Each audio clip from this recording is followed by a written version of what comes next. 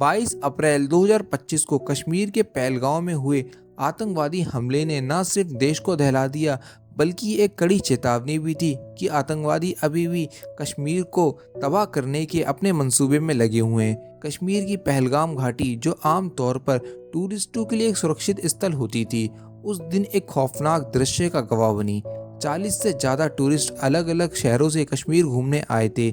सभी टूरिस्टों का अनुभव सामान्य था। वे चाय पी रहे थे, बाजार में खरीदारी कर रहे थे और इस खूबसूरत घाटी की ठंडी ठंडी हवाओं में आराम कर रहे थे। लेकिन तभी अचानक जंगल की तरफ से सेना की वर्दी में कुछ नकाबपोश आतंकी आए। इन आतंकियों ने सबसे पहले टूरिस्टों को पहचानने की कोशिश की, उनका नाम पूछा और पहचान पत्र चेक किया। फिर एक के बाद एक उन लोगों को कलमा पढ़वाने की कोशिश की और जो ना माने उन्हें गोली मार दी। ये घटना महज कुछ मिनटों की थी, लेकिन इन कुछ मिनटों में 27 लोगों की जान चली गई। इसमें से ज्यादातर पुरुष थे।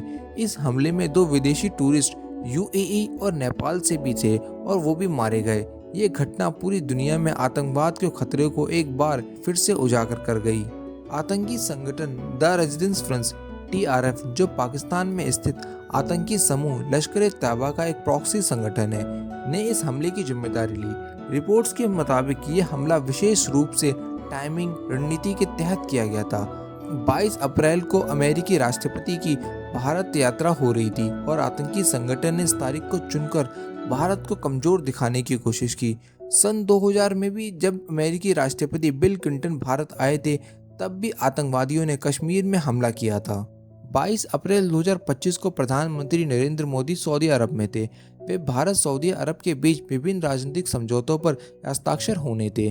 पाकिस्तान के लिए दौरा एक चुनौती से भरा हुआ था, क्योंकि भारत और सऊदी अरब के रिश्ते दिन पे दिन मजबूत होते जा रहे हैं और पाकिस्तान को ये चीज़ बर्दाश्त नहीं हो रही थी। और यही कारण था कि आतंकवादियों ने इस खास तारीख पर कश्मीर में हमला किया, ताकि वे पाकिस्तान के सपोर्टरों को ये संदेश दे सके कि कश्मीर का मुद्दा अभी भी जारी है और ये मुद्दा उनका मुद्दा है। इस हमले के पीछे एक और बड़ा कारण है, कश्मीर में बढ़ता हुआ टूरिज्म। कश्मीर में टूरिज्म इंडस्ट्री दिन पे दिन बहुत ही तेजी से ग्रो हो रही है। खास तौर पर भारत के बाकी हिस्सों से आने वाले टूरिस्ट की संख्या बहुत ज़्यादा बढ़ रही है। इससे कश्मीर की इकोनॉमी में सुधार हो रहा है और आतंकवादियों को ये बात कतई भी बर्दाश्त नहीं हो रही है। अगर कश्मीर में अमरनाथ यात्रा और बाकी टूरिज्म इसी तरीके से बढ़ता रहा तो उनका सारा प्लान चौपट हो जाएगा और उनकी सारी रणनीतियाँ फ्लॉप हो जाएंगी। इसलिए आतंकवादियों ने इस हमले में कश्मीर के टूरिज्म को रोकने के लिए अंजाम दिया। इसलिए तो उन्होंने टूरिस्टों को टारगेट किया। वो ये संदेश देना चाहते हैं ताकि यहाँ की इकोनॉमी फिर से नष्ट हो जाए और यहाँ के लोकल लोग बेरोजगार हो जाएं, ताकि वह फिर से आतंकवाद की तरफ आकर्षित हों। जम्मू कश्मीर के लिए एक और बड़ा बदलाव था चिनाब ब्रिज का निर्माण, जो दुनिया की सबसे ऊंचा रेलवे ब्रिज बन चुका था। इस ब्रिज के बनने से श्रीनगर को पूरे देश के रेलवे मार्ग से जोड़ा जा रहा था, जो टूरिस्ट और बिजनेस दोनों के लिए बड़ा बदलाव था। 19 अप्रैल 2025 को प्रधानमंत्री नरेंद्र मोदी इस ब्रिज के उद्घाटन के लिए यात्रा की योजना बना रहे थे, लेकिन किसी सिक्योरिटी के चलते इसे पोस्टपोन कर दिया गया।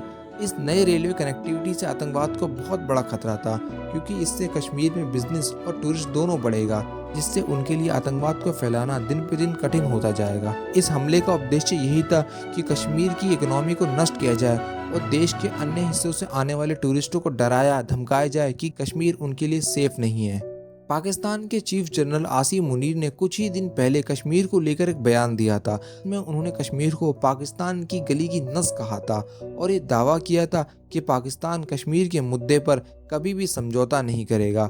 उनका दिया हुआ बयान और कश्मीर में हुआ ये हमला दोनों आपस में कहीं ना कहीं लिंक जरूर करता है, क्योंकि इससे साफ जाहिर होता है कि पाकिस्तान अभी भी कश्मीर में आतंकवाद को बढ़ावा देने में, भारत को अनस्टेबल करने में अपनी जी तोड़ कोशिश में लगा हुआ है। इस हमले के बाद भारत सरकार ने एक्शन के रिएक्शन में लग गई। गृह मंत्री अमित शाह ने श्रीनगर पहुंचकर नेशनल लेवल पर सुरक्षा का कड़ा इंतजाम कर दिया। बॉर्डर पर फोर्सेस को और भी ज्यादा तैनात और हाई अलर्ट कर दिया। NIA नेशनल इंटेलिजेंस एजेंसी ने हमले की जांच शुरू कर दी है। विभिन्न शहरों में सुरक्षा के हाई अलर्ट जारी किए गए हैं।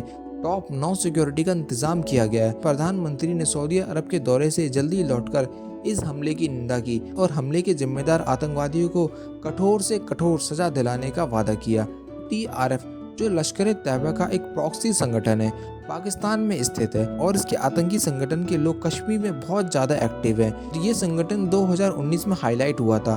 तब से लेकर अब तक कश्मीर में कई आतंकवादी घटनाओं को अंजाम दे चुका है। ये संगठन पाकिस्तानी सेना और आईएसआई से फंडिंग प्राप्त करता है। इसका प्रमुख सज्जाद गुल है, जो पाकिस्तान में बैठकर इन हमलों की योजना बनाता है।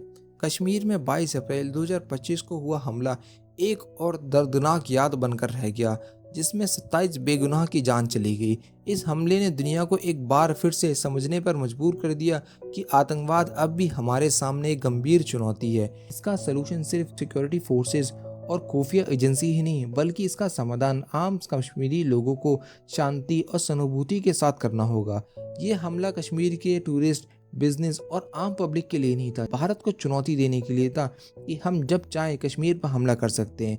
इससे भारत को सबक लेना चाहिए और आने वाले आतंकवादी हमलों का कड़े से कड़ा जवाब देना चाहिए। बाकी आप लोगों को ये वीडियो कैसी लगी हमें कमेंट सेक्शन में ज़रूर बताना।